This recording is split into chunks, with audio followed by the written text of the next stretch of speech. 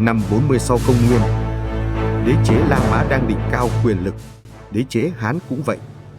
Hai siêu cường của thế giới cổ đại cùng tồn tại, cùng hùng mạnh, cách nhau 10.000 km. Và ở một vùng đất nhỏ ở phía nam đế chế Hán, vùng đất mà người Hán gọi là Giao Chỉ, có một người phụ nữ tên Trưng Trắc. Năm đó, bà tuyên chiến với đế chế Hán. Không phải biểu tình, không phải tình nguyện, tuyên chiến. 65 thành trì, 3 năm kiểm soát, một người phụ nữ chống lại đế chế lớn nhất châu Á.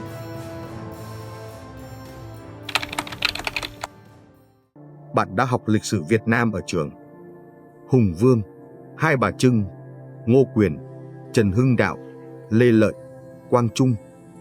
Bạn thuộc những cái tên này, bạn biết những trận đánh này. Nhưng có một thứ sách giáo khoa chưa bao giờ cho bạn thấy. Cách lịch sử Việt Nam thường được dạy là như thế này. Việt Nam ở trung tâm, phần còn lại của thế giới là bối cảnh mờ nhạt. Nhưng lịch sử thực sự trông như thế này. Khi Hai Bà Trưng nổi dậy năm 40 công nguyên, La Mã đang ăn mừng chiến thắng ở Anh Quốc và hoàng đế vừa bị ám sát. Khi Ngô Quyền đánh trận Bạch Đằng năm 938, nhà Đường vừa sụp đổ, kéo theo một khoảng trống quyền lực khổng lồ mà không ai biết sẽ được lấp đầy bởi ai. Khi Trần Hưng Đạo chuẩn bị chống Mông Cổ lần 2, Thành Cát Tư Hãn đã diệt Bát Đa, nghiền nát Ba Lan và Hungary. Không ai cản được ông ta. Những thứ đó không phải bối cảnh, chúng là nguyên nhân. Và khi bạn hiểu điều đó, lịch sử Việt Nam không còn là một chuỗi sự kiện rời rạc nữa. Nó trở thành câu chuyện về một dân tộc đã tồn tại và phát triển trong một thế giới không ngừng muốn nuốt chửng chúng ta. Đây là câu hỏi tôi muốn bạn mang theo trong suốt series này. Năm 641 sau công nguyên, người Ả Rập chinh phục Ai Cập. Ai Cập cổ đại từng là nền văn minh vĩ đại nhất thế giới. Chữ tượng hình, các pharaoh, những kim tự tháp tồn tại 4.000 năm. Sau 400 năm Ả Rập hóa, người Ai Cập nói tiếng Ả Rập theo đạo Hồi. Tiếng Coptic, ngôn ngữ của các pharaoh, gần như biến mất hoàn toàn.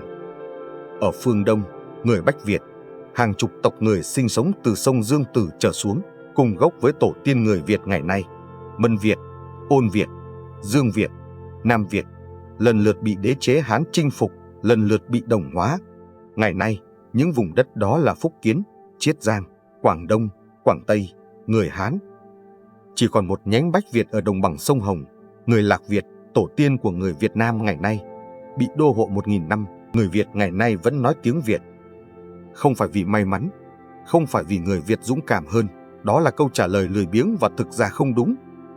Câu trả lời thực sự phức tạp hơn, thú vị hơn, và nó liên quan đến lúa gạo, địa lý, một loại trống đồng, và một sai lầm mà các hoàng đế Hán đã mắc phải liên tục trong 1.000 năm.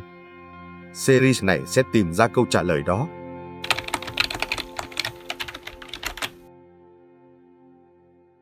Phật giáo đến Việt Nam trước Trung Quốc, không phải qua đường bộ từ phương Bắc, mà bằng tàu thuyền từ Ấn Độ, theo con đường biển, khoảng thế kỷ 1 đến 2 sau công nguyên. Trong khi các học giả ở kinh đô Lạc Dương vẫn đang tranh luận Phật giáo là gì, ở Luy Lâu, vùng đất Bắc Ninh ngày nay, đã có hàng chục ngôi chùa và các nhà sư đến thẳng từ Ấn Độ. Trung tâm Phật giáo sớm nhất Đông Nam Á không phải ở Trung Quốc, không phải ở Thái Lan, mà ở Việt Nam. Mông Cổ chinh phục 33 triệu km vuông, họ diệt Bát Đa, họ chiếm Bắc Kinh, họ tràn vào Ba Lan và Hungary. Không ai cản được họ. Họ đến Việt Nam 3 lần. Lần thứ 2, họ đưa vào 300.000 quân, lớn hơn cả đội quân Thành Cát Tư Hãn dùng để chinh phục Ba Tư. Trần Hưng Đạo có 100.000, tỷ lệ 3-1 trên sân nhà của đối thủ. Mông Cổ thua cả 3 lần.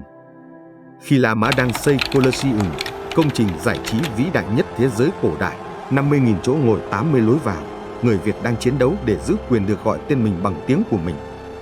Hai nền văn minh, cùng thế kỷ, hai mối quan tâm hoàn toàn khác nhau, và tưởng chừng không hề có tác động lẫn nhau. Nhưng khi đặt hai thứ đó cạnh nhau, lịch sử trở nên toàn diện hơn, thật hơn, thú vị hơn rất nhiều. Và đây là điều tôi thấy thú vị nhất. Nhà Đường, đế chế hùng mạnh nhất lịch sử Trung Hoa, thủ đô Trường An là thành phố đông dân nhất thế giới, đã cai trị Việt Nam gần 300 năm. Nhưng mỗi lần nhà Đường suy yếu, người Việt lại nổi dậy, 722, 791, 905, 938 không phải trùng hợp, đó là chiến lược. Người Việt đã học được rằng cách duy nhất thoát khỏi một đế chế mạnh không phải đối đầu trực tiếp, mà là chờ đúng thời điểm. Series Thế giới song song không dạy bạn lịch sử Việt Nam theo cách cũ. Nó đặt lịch sử Việt Nam vào nơi nó thuộc về, trong bức tranh lớn của lịch sử nhân loại. Và từ góc nhìn đó, câu chuyện về người Việt không chỉ là về một dân tộc nhỏ chống lại kẻ thống trị. Nó là câu chuyện về cách một nền văn minh tồn tại và giữ được bản thân mình trong một thế giới không ngừng muốn biến họ thành người khác. Nếu người Hán đô hộ Việt Nam 1000 năm, tại sao Việt Nam vẫn còn đây? Không phải câu hỏi về lòng dũng cảm. Câu hỏi về cấu trúc, về văn hóa, về những quyết định nhỏ được đưa ra ở những ngôi làng không ai biết tên. Tập 1. Khi Khổng Tử đang giảng đạo ở phương Bắc và Phật Thích Ca đang ngồi thiền ở Ấn Độ, người Việt đang làm gì?